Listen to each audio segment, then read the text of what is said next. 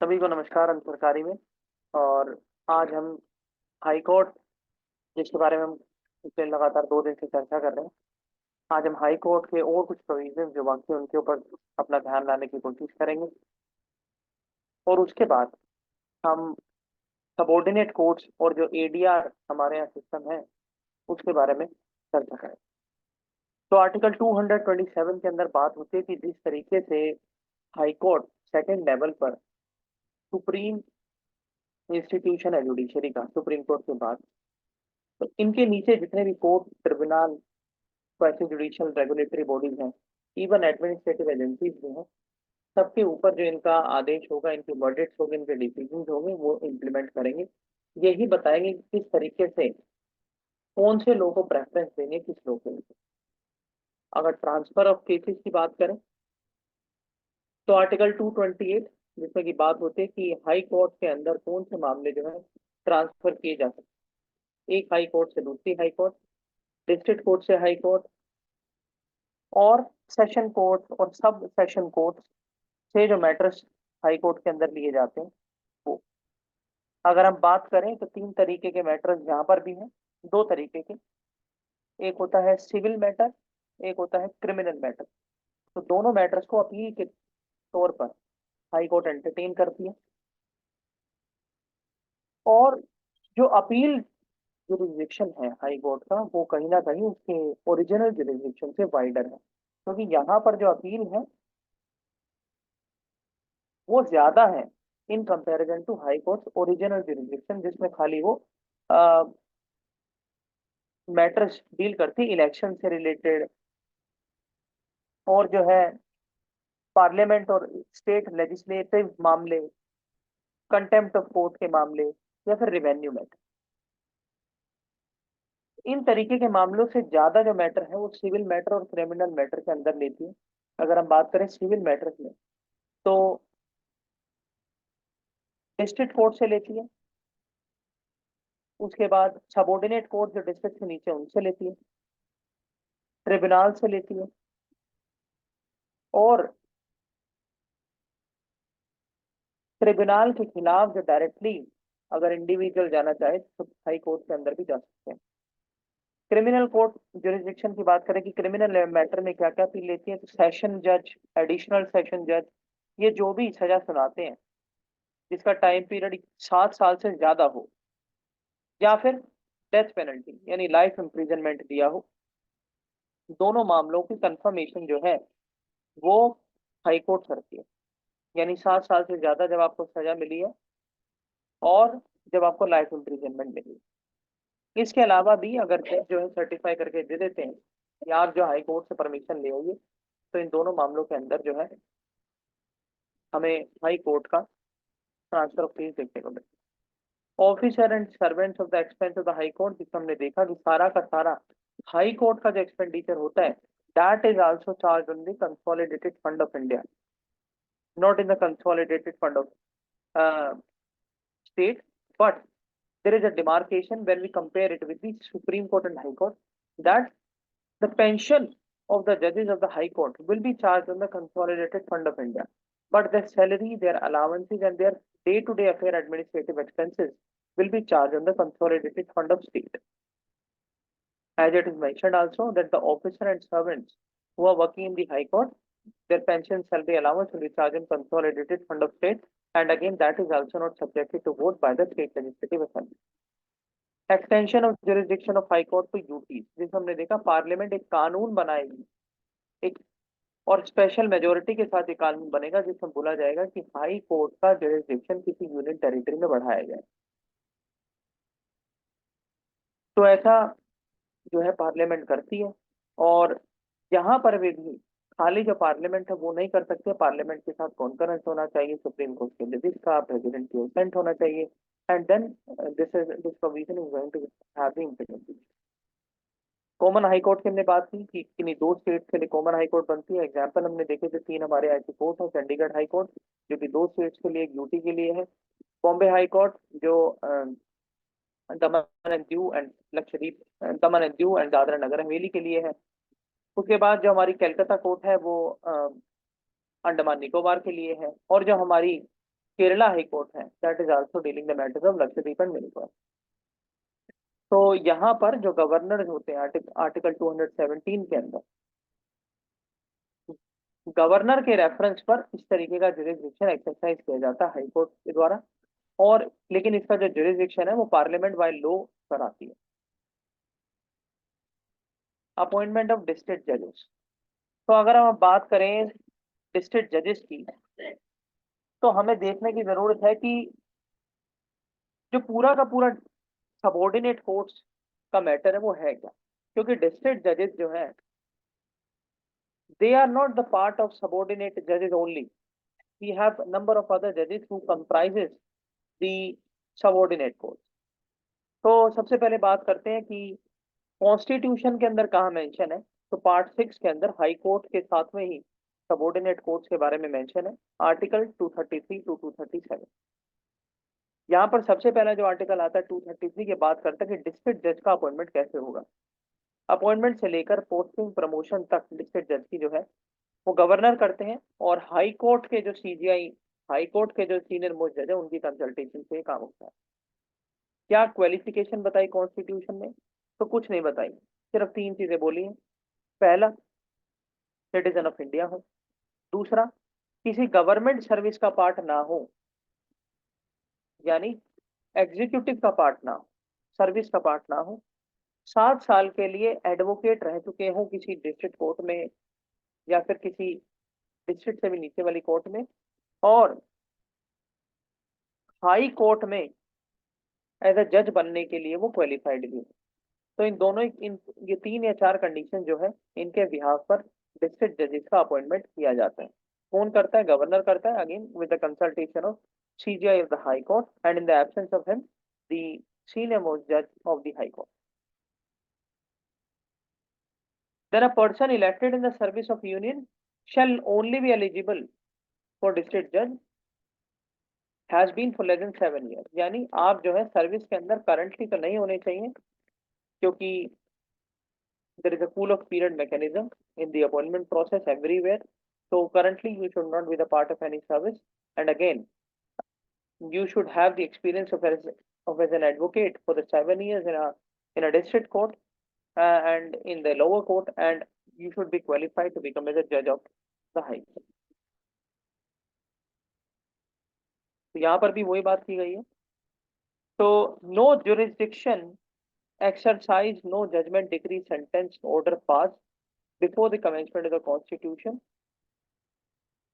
illegal invalid। यानी यहाँ पर ये बात हो रही है कि 1966 से पहले जितने भी इस तरीके के jurisdiction, डिक्री, जो भी आदेश डिस्ट्रिक्ट जजेस में दिए हैं वो भी अप्लाई होंगे, और वो इन्हीं आर्टिकल्स के अंदर जो है that will be considered as legal. तो यहाँ पर देखते हैं कि प्रोसीजरल एक्सपेक्ट क्या है। हमने देखा आर्टिकल के अंदर बताया गया है कि डिस्ट्रिक्ट जजेस होते हैं, स्टेट का डोमेन होता है, गवर्नर अपॉइंट करते हैं, सीजीआई ऑफ हाई कोर्ट का कंसल्टेशन होता है। लेकिन यहाँ पर रोल आ जाता है स्टेट पब्लिक सर्विस कमीशन का and the concern high court. तो क्योंकि हाई कोर्ट का जुरिस्डिक्शन होता है सबऑर्डिनेट जुडिशरी पर, तो पैनल ऑफ हाई कोर्ट जजेस interview the candidates after the exam and select them for the appointment. लेकिन यहाँ पर देखने की बात क्या है? यहाँ पर देखने की बात ये है कि डिस्ट्रिक्ट जज का जो अपॉइंटमेंट होता है वो 3 तरीकों से होता है। पहला, जब आप डायरेक्ट एग्जाम देते हैं। वो एग्जाम कौन कंडक्ट करवाता है? वो एग्जाम कंडक्ट करवाती है state public service commission. Delhi की अपनी, यूपी की अपनी, हरियाणा की अपनी, पंजाब की अपनी। उसमें आप 2 तरीके के एग्जाम होते हैं, lower judiciary and higher judiciary. Lower judiciary के अंदर जो है आप डायरेक्टली अपॉइंट किए जाते हैं एज अ एडिशनल डिस्ट्रिक्ट जज, एडिशनल सेशन जज, और हायर जुडिशरी के अंदर जो है आप डायरेक्टली अपॉइंटमेंट किए जाते हैं एज अ डिस्ट्रिक्ट जज और as the additional high court जज। एक प्रोसेस हुआ एग्जाम के थ्रू। दूसरा प्रोसेस कि आप एक डिस्टिंग्विश्ड जूरिस्ट हैं, बार में आपका अच्छा खासा नाम है, गवर्नर और प्रेसिडेंट की नजरों में एक आप अच्छे लॉयर हैं, एडवोकेट हैं, आपको नॉमिनेट भी किया जा सकता है एज अ डिस्ट्रिक्ट जज। ये हुआ दूसरा प्रोसेस। तीसरा प्रोसेस, आप जो है एग्जाम के तहत ही या फिर लोअर जुडिशरी का एग्जाम दे करके या फिर अपनी प्रैक्टिस के बिहाफ पर आप जज बन जाते हैं। मान लीजिए सेशन जज बन, एडिशनल सेशन जज बनते हैं, तो एक होता है प्रमोशन से डिस्ट्रिक्ट जज बनना, यानी आपको प्रमोट किया गया, यू आर प्रमोटेड डिस्ट्रिक्ट जज. So these are the three mechanisms through which the judge's appointment is done as far as the subordinate mechanism of the judicial setup is concerned. So all judges of the lower judiciary, यहाँ पर वही बात लिखी हुई है, selected through the provincial services, यानी पहले के टाइम पर provincial services से होता था, अब इनको state public service के नाम से जाना जाता है. इनका भी jurisdiction आर्टिकल 235 के अंदर मेंशन है. क्या होता है कि जितना भी इंटरप्रेट करना है कानून को डिस्ट्रिक्ट लेवल पर वो ये करते हैं. इसके अलावा जितने भी इनसे नीचे वाले जजेस होते हैं, वकील होते हैं, उनके ऊपर इनका जुरिसडिक्शन होता है. ये भी ग्रांट करते हैं लीव ऑफ पिटीशन. अगर हम जजेस की बात करें तो डिस्ट्रिक्ट जज के अंदर जो है कौन कौन से जज आते हैं? Civil court, additional district, joint district, assistant district, chief जज, चीफ प्रेसिडेंसी मजिस्ट्रेट. और सेशन के अंदर जो है वो आते हैं chief presidency, session, additional session, assistant session. Session जज और डिस्ट्रिक्ट जज के अंदर यही फर्क होता है कि सेशन जज deals with the criminal matters and district जज डील्स विद द सिविल. और यहाँ पर जो गवर्नर है उनका भी एक रोल है कि जितने भी प्रोविजंस इन मजिस्ट्रेट्स की डेजिग्नेशंस के हैं, इनकी क्या पावर्स है, रेगुलेशंस है, रोल्स है, रिस्पॉन्सिबिलिटीज है, those are completely in the hands of governor. यानी वो किसी भी टाइम किसी भी आदमी को वो सारी पावर दे सकते हैं. For an example, if the judges are on their leave, they are not present, so the governor, if there is a heinous crime and it is a compulsory note that the habeas corpus has to take place for the further prosecution of the victim, then the governor can assign the similar kind of magistracy power to the officers of the administrative authority. Like we have the executive magistrate who is Tehsildar, we have sub-divisional magistrate who is SDM, and further we have DM and division commissioner also. So in the state cadres, these kinds of power lies in the hands of the governor. So these categorization we have talked. And Article 237 is talking about what I just mentioned. So now the classification of the subordinate courts. So in the subordinate courts, the classification is I think missing here. So how the uh, subordinate courts classification is all about is that on the civil side we have district judge. Below the district judge we have the municipal judge, and on the criminal side we have the session judge, then the chief, जिनको chief judicial magistrate भी बोला जाता है, then we have the judicial magistrate. and जो district judge होता है वो ही district के highest अपील जो है jurisdiction उनके पास होता है both matters में, civil and criminal. जब वो क्रिमिनल केसेस को डील करते हैं तो वो सेशन जज के तौर पर अपील लेते हैं, और जब वो सिविल केसेस को डील करते हैं तो वो डिस्ट्रिक्ट जज के तौर पर अपील लेते हैं. और इन ये जो भी अपील इनके पास एंटरटेन करते हैं उसके बाद ये सर्टिफाई करते हैं कि फर्दर अपील हाई कोर्ट को जाएगी या नहीं. तो इनके पास ही पावर होती है कि उस अपील को ऊपर भेजना है नहीं भेजना है इन सम मैटर्स. एंड इसके अलावा जो कैपिटल पनिशमेंट की हमने बात की, लाइफ इम्प्रिजनमेंट की बात की, डेथ सेंटेंस की बात करी, या sentence of more than 7 years, अगर डिस्ट्रिक्ट जज या सेशन जज देते हैं तो ये सर्टिफाई करते हैं कि that sentence should be certified by the high court. So their certification becomes important again here. और इसके अलावा जो हमने बात की मुंसिफ की और लोअर जुडिशियल भी, तो उन वो भी जो है केस इस तरीके के सोल्व करते हैं. लेकिन वहां पर जो पेक्यूनियरी मामले होते हैं, यानी जो छोटे मामले होते हैं, 3 साल की सजा, 2 साल की सजा, और अमाउंट जो होती है वो भी कम होती है, जो वो डील करते हैं. तो इससे पहले कि हम ट्रिब्यूनल्स पर जाएं, हम देख लेते हैं एक बार नालसा के बारे में, because that is very important as far as the prelims and the mains exam is concern. तो नालसा क्या है? नालसा जो है एक अथॉरिटी है जिसको पूरा नाम है नेशनल लीगल सर्विसेज अथॉरिटी, और ये एक स्टैट्यूटरी बॉडी है जो कि 1987 के अंदर आती है. पार्लियामेंट एक कानून बनाती है.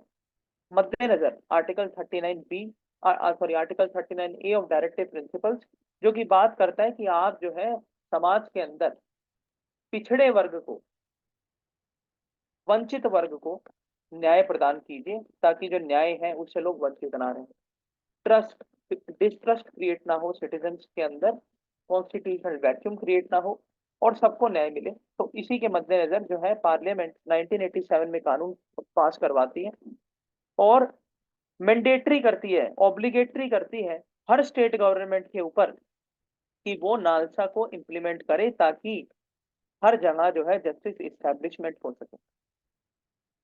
तो नालसा जो है उसके under nationwide uniform network की हम बात करते हैं, जहां पर free legal services and aid provide की जाती है weaker section of the country.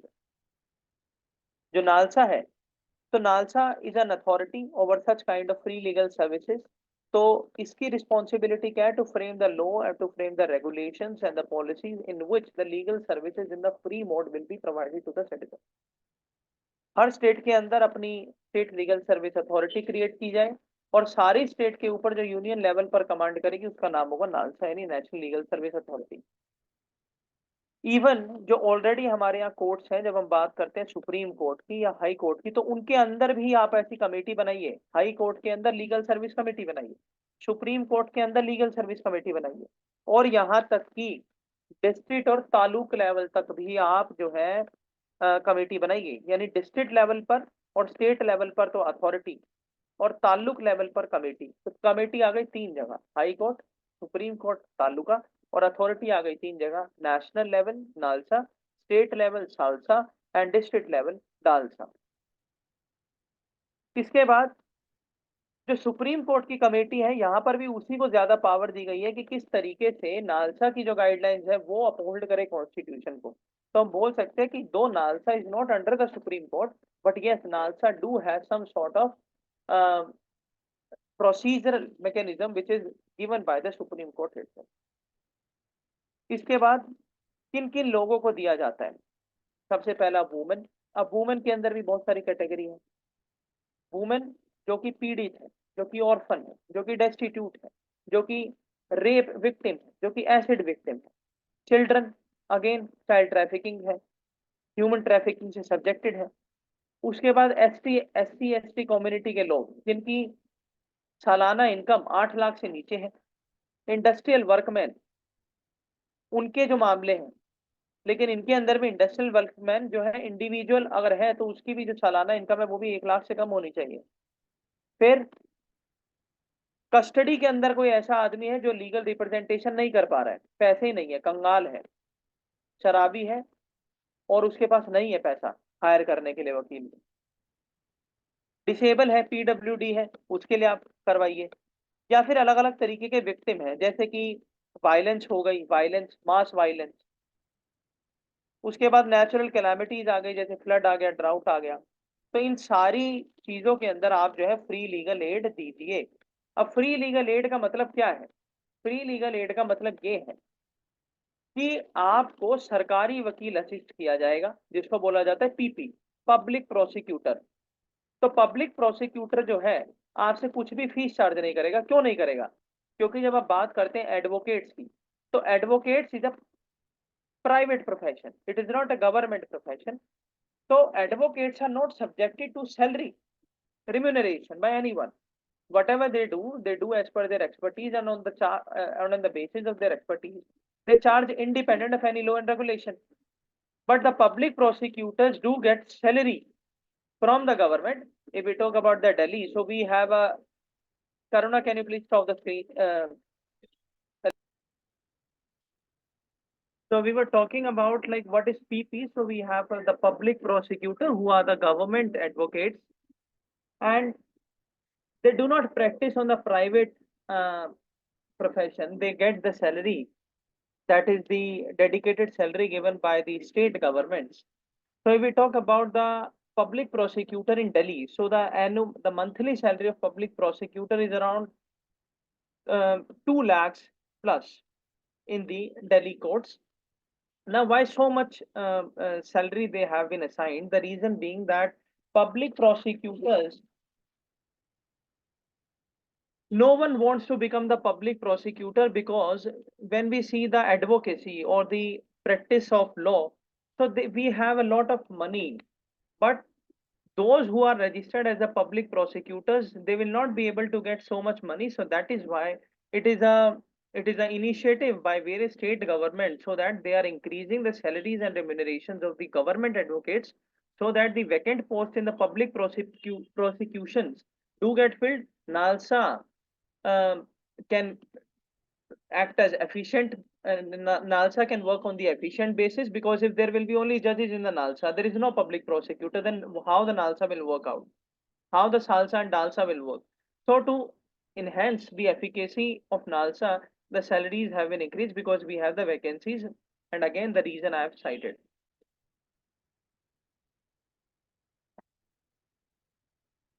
So we were talking like uh, NALSA. So Oshik, you tell me that what kind of free legal services would they provide? I mean, what क्या देते हैं ये जो NALSA salsa DALSA है, ये किस तरीके की फीस को कम करते हैं, क्या है मतलब प्रोसीजर है इनका? प्रोसीजर नहीं पता, किसको देते हैं वो चीज बोल सकते हो। किसको दे दिया वो मतलब तो मैंने बता दिया, मतलब क्या हाँ, क्या तरीके की इकोनॉमिक सहायता होती है? हो सकता है कि जो लोकल लेवल में है, वो जब जाते होंगे और उनको लॉयर नहीं मिलता होगा, तो अप्रोच कर सकते हैं नालसा को, वो प्रोवाइड कर सकते होंगे उनको फीस या लॉयर्स ऐसा टाइप मैं वाइज। बता देता हूँ। बोलो। तो वकील तो नहीं मिलता, वो तो मैंने बताया, इसीलिए पब्लिक प्रोसिक्यूटर के बारे में हमने 5 मिनट चर्चा भी की। तो फ्री लीगल सर्विस मैंने ये पूछा कि क्या दिया जाता है, तो पहला, कोर्ट फीस आपने से नहीं ली जाएगी। उसके बाद जो डॉक्यूमेंटेशन की प्रोसेसिंग फीस है, डॉक्यूमेंटेशन बनाने की, वो आपसे कुछ नहीं लिया जाएगा। इसके बाद लॉयर्स का जो चार्जेस है, एक हायरिंग का हमारे यहाँ जो वकील है वो 5-5, 10-10, 15-15 लाख भी लेते हैं, और एक हियरिंग का 5,000 भी लेते हैं। So the minimum amount is 15,000 to 20,000। So public prosecutor जब तक हमारे पास नहीं होंगे, तो रिप्रेजेंटेशन हो ही नहीं सकता जस्टिस के अंदर गरीब लोगों का, वंचित लोगों का। इसके अलावा क्या दिया जाता है कि जो लीगल प्रोसीडिंग्स होगी, उसके अंदर जो सर्च वारंट जारी होगा, अरेस्ट वारंट जारी होगा, उसके लिए जितना एक्सपेंस आना होगा, वो सारा का सारा एक्सपेंस जो है वो कोर्ट उठाएगी, वो नालसा उठाएगा। उस आदमी को सिर्फ अपनी रिप्रेजेंटेशन को पीपी को बताना है, यानी पब्लिक प्रोसिक्यूटर को, और public prosecutor will register the case, will fight the case, will do the hearing, everything he will do, so that the justice can be establish in the society at the ground level. अब NALSA जो है वो क्या क्या करती है इन चीजों के अलावा? पहला, ये इंश्योर करती है कि जितने भी ये सालसा डालसा मेरे नीचे बने, ये अच्छे से फ्री और लीगल सर्विसेज दें, तो रूटीन चेकअप करती है, ऑडिट करवाती है। दूसरा, अलग अलग मुद्दों के ऊपर लोक अदालत क्रिएट करवाती है। लोक अदालत यानी एक जज को बोला है कि आप 6 दिन तो जो है, 5 दिन तो जो है आप काम करते हैं, आप सैटरडे को ऑफ मत लीजिए, आप सैटरडे को कोर्ट खोलिए, और वहां पर जितने पेक्यूनरी मामले हैं उन सारा को एक साथ एक पूल उसका क्रिएट कीजिए, और एक बार में आप डिसीजन देकर चले जाइए, पीपी केस आपको बता देगा क्या है। यानी लोक अदालत के अंदर छोटे मामले जो हैं उनको जल्दी से डील कीजिए, ताकि वो भी पेंडेंसी को ना बढ़ाएं। इसके अलावा लीगल अवेयरनेस कैंप आप कीजिए। कहां पर करेंगे लीगल अवेयरनेस? ऐसे इलाकों में जहां पर जस्टिस की जरूरत है। पीवीटीजी इलाकों में कीजिए, रूरल इलाकों में कीजिए, ट्राइबल इलाकों में कीजिए, ऐसी जगह पर आपको लीगल अवेयरनेस कैंप वो जो है ऑर्गेनाइज करने होते हैं। So this is this is about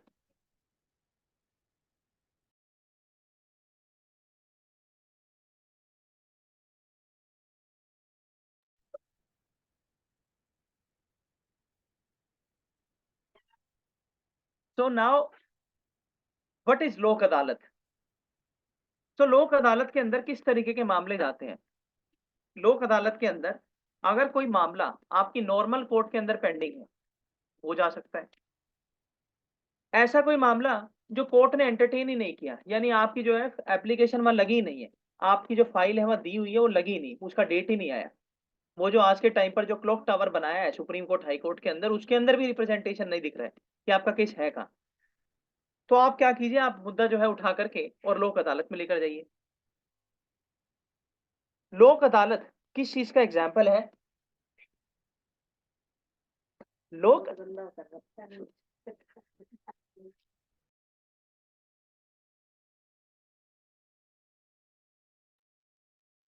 तो, तो गांधीयन एग्जाम्पल है लोक अदालत। क्यों? क्योंकि यहां पर जो वर्ड यूज होता है लोक अदालत के लिए, that is ADR, alternative dispute resolution mechanism. यानी जो आप, अगर आपको जो इस्टेब्लिश्ड इंस्टीट्यूशंस ऑफ जुडिशरी वहां से नए नहीं मिल पा रहा है किन्हीं भी कारण से, प्रोसीजरल एस्पेक्ट है, करप्शन मैटर है, डिले इन लॉ है, आपके लिए हम एक अलग चीज क्रिएट कर रहे हैं, अल्टरनेट डिस्प्यूट रिजोल्यूशन। यानी आपके जो डिस्प्यूट हैं, जो छोटे मामले, उनको आप रिजोल्व करवा लीजिए। जब आप इन छोटे मामलों को रिजोल्व बड़ी कोर्ट में कराते हैं तो खर्चा आता है, लेकिन जब लोक अदालत में कराएंगे तो कम खर्चा आएगा। प्रोसीजरल एस्पेक्ट को ढीला कर दिया जाएगा। यहाँ पर इतने कागज नहीं चाहिए, इतने स्टैम्प पेपर नहीं चाहिए, इतने अटैचमेंट्स नहीं चाहिए। तो easy way to get justice, this is Lok Adalat. तो हम बोल सकते हैं कि लोक अदालत जो है इनफॉर्मल इंस्टीट्यूशन का को रिप्रेजेंट करता है, because formalised principle of law application यहाँ पर नहीं होता है। देन अगर हम लोक अदालत की बात करें तो सबसे पहले कहां पर आया? तो 1987 के अंदर तो नालसा आया, लेकिन 1987 से पहले ही, I think around 1980s, exact in the 1982, yes, 1982 के में लोक अदालत सबसे पहले गुजरात के अंदर आया to solve the amicable disputes. और जब उसकी फंक्शनिंग ने वास्तव में जो है इम्पैक्ट किया, तो फिर हमारे यहाँ नालसा एक्ट आता है 1987 में एज ए स्टैट्यूटरी लॉ। और ये अलग अलग इंस्टीट्यूशंस क्रिएट करता है, जिसकी हमने बात की, NALSA, DALSA, salsa, high court committee, supreme court committee, taluka committee. इसके अंदर अब अपॉइंटमेंट किसकी होगी? तो लोक अदालत के अंदर जो है जुडिशियल ऑफिसर बैठेंगे। अब जुडिशियल ऑफिसर के अंदर जो है रिटायर्ड जजेस होंगे, और लोक अदालत के अंदर एक ही जुडिशियल ऑफिसर होंगे जो एज ए चेयरमैन बैठेंगे। इसके अलावा पब्लिक प्रोसिक्यूटर यानी एडवोकेट होंगे, और ये किसी भी एमिनेंट पर्सनैलिटी को बुला भी सकते हैं अपने साथ बिठाने के लिए। यानी 3 मेंबर, 4 मेंबर, 5 मेंबर, कितना भी उसको, उसकी चेयर को इंक्रीज कर सकते हैं। लेकिन यहां पर एक चीज इंपॉर्टेंट है कि अगर कोई मामला ऐसा है कि जो कानून में ही नहीं है, यानी वो ना तो आईपीसी के अंदर है, ना सीआरपीसी के अंडर है, ना सीपीसी के अंडर है, तो क्या ऐसा मामला एंटरटेन हो सकता है? So the answer is no, it can not be entertain, because though it is an informal institution, but it is a judicial institution. So judicial institutions works on the procedure established by law under Article 21. None, and therefore, any matter which is not under the ambit of law, it will not be entertained in the लोक अदालत। अगर हम बात करें तो लोक अदालत के अंदर कैसे मैटर आते हैं? आपकी गाड़ी को उठाकर ले गए पुलिस वाले, ट्रैफिक चलान है, बार बार आप तोड़े जा रहे हो ट्रैफिक लाइट। उसके बाद लेबर डिस्प्यूट कर रहे हो, आप कंपनी खोली हुई है आपने, आप फायर प्रिंसिपल्स को नहीं एडर किया आपने, आप जो है बार बार जो है जानबूझकर आग लगवा देते हैं फैक्ट्रीज के अंदर। इसके बाद आप जो है टैक्स नहीं भरते हैं टाइम पर, छोटे वाले जो टैक्स होते हैं। इलेक्ट्रिसिटी के मैटर्स हैं, वाटर के, जल विभाग के मामले हैं। तो ये सारे जो पेक्यूनरी मामले हैं, म्यूनिसिपैलिटी के, हाउस टैक्स नहीं दे रहे हो आप, वाटर टैक्स नहीं दे रहे हो, मीटर टैक्स नहीं दे रहे हो, रेजिडेंशियल कॉलोनीज में आप जो है कमर्शियल हब बना रहे हो, तो इन सारे ही मामले जो है लोक अदालत के अंदर जा सकते हैं। इसके बाद अगर कोई केस लोक अदालत के अंदर जाता है तो क्या होता है? तो लोक अदालत के अंदर केस जब जाएगा जब दोनों पार्टी की सहमति होगी कि चलो लोक अदालत के अंदर चलकर सुलझा, जो मामला है सेटल करवा लेते हैं। या फिर दो पार्टी में से कोई एक पार्टी पहले जाकर बोलते हैं हम तो लोक अदालत से ही कराएंगे। तीसरा, अगर कोर्ट के अंदर कोई मामला पेंडिंग है या चल रहा है, कोर्ट कहते हैं कि भाई हमारे पास टाइम नहीं है, आप जो है इस मैटर को लेकर के लोक अदालत चले जाइए, तो इन 3 मामलों के अंदर जो है आपका मैटर लोक अदालत के अंदर आ सकता है। इसके अलावा लोक अदालत की जो पावर है वो किस तरीके की है? तो पावर है सिविल पावर, क्रिमिनल पावर नहीं है, सिविल पावर है। क्योंकि जितने भी ये मामले हमने देखे इनमें कोई भी क्रिमिनल चीज के बारे में हमने चर्चा नहीं की। इलेक्ट्रिसिटी की बात की, ट्रैफिक की बात की, वाटर की बात की, हाउस टैक्स की बात, सारे सिविल मामले। तो इनमें क्या पावर है और कहां से आती है? तो कोड ऑफ सिविल प्रोसीजर 1908, जिसको हम सीआरपीसी के नाम से जानते हैं, तो इसके अंदर लोक अदालत क्या कर सकती है? पहले सम्मन इशू कर सकती है आपको कि आप कोर्ट के अंदर आइए। सम्मन जो है इशू किया जाता है, आप कोर्ट के अंदर आइए, अपनी मौजूदगी पेश कीजिए, और उसके ऊपर उसके बाद जो है पूरा जस्टिस प्रोसीजर जो आपके ऊपर चलेगा। सम्मन देने के बाद अगर नहीं आते तो पुलिस जो है रिमांड वारंट इशू करती है, और नॉन कॉग्निजेबल ऑफेंस के साथ, यानी आपको मार पीट के लाया जाए जैसे मर्जी, लेकिन कोर्ट जो है विद इन टाइम पीरियड आपको पेश करवाएगी। दूसरा, सीआरपीसी सीपीसी के अंडर ही आपसे कुछ भी डॉक्यूमेंट मांगा जा सकता है। आधार लाइए, अपने माता पिता का एजुकेशन रिकॉर्ड लाइए, कुछ भी लाइए। इसके बाद एफिडेविट्स मांगे जाते हैं अलग अलग तरीके के। एफिडेविट्स क्यों मांगे जाते हैं? यानी ऐसी चीज जो आपके पास नहीं है। अगर आपसे मांगा गया है कि आप जो है अपने ग्रैंड टू ग्रैंड फादर का एजुकेशन सर्टिफिकेट ला कर दीजिए, लेकिन वो तो आपके पास नहीं है, लेकिन आपसे जज मांग रहा है, तो एक एफिडेविट बनाइए। यानी जो चीज आपके पास नहीं है उसमें लिखिए कि this and that thing is same, therefore I don't have the credential, so that the affidavit should be considered as a legal. इसके बाद और भी जो मैटर है किसी भी कोर्ट के अंदर, उनको भी एज रेफरेंस उठाकर लाया जा सकता है। तो ये सारी बात सीआरपीसी 1908 के अंदर जो सिविल मैटर्स के प्रोविजन है वो बात करते हैं। देन आईपीसी के मामले जो है वो भी लोक अदालत ले लेता है। आईपीसी के अंदर और सीपीसी के अंदर क्या फर्क है? आईपीसी बताता है कि कौन से कानून के अंदर कौन सा कानून है जो सजा बता रहा है, और सीपीसी कहता है कि कानून कौन सा किया गया है अपराध, उस अपराध को लेकर आईपीसी के अंदर कौन सा कानून लिखा है, यानी अपराध जो लिखे हैं सीपीसी के अंदर और सजा क्या दी जाएगी वो लिखी है आईपीसी के अंदर।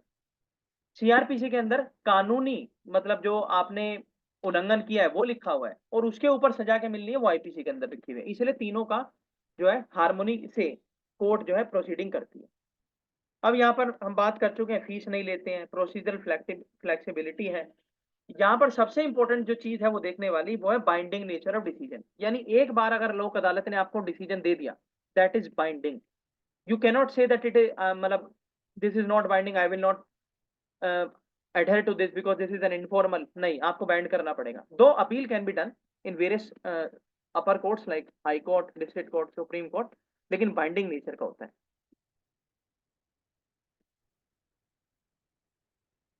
अगर हम लोक अदालत के कंपोजिशन की बात करें तो कौन कौन होते हैं?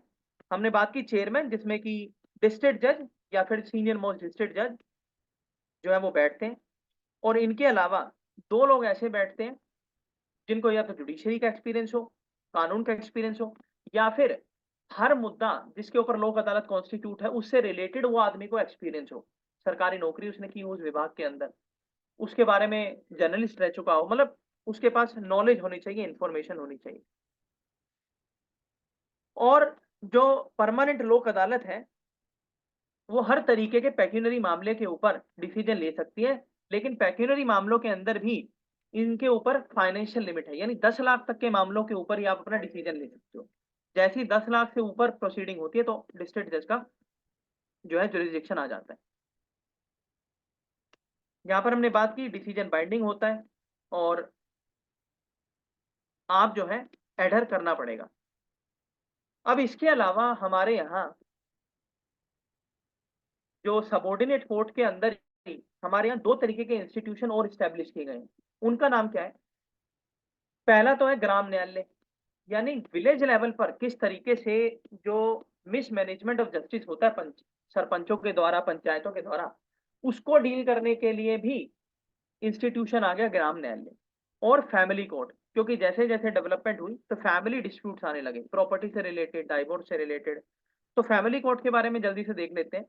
फैमिली कोर्ट जो है वो भी एक स्टैट्यूटरी बॉडी है, 1984 के अंदर एक्ट से आती है, और फैमिली और मैरिज से रिलेटेड जो मामले हैं उनको डील करती है। अगर आप बात करें तो हर डिस्ट्रिक्ट के अंदर जो एसडीएम ऑफिस होता है वहां पर मैरिज डिपार्टमेंट, ये फैमिली कोर्ट बैठती है।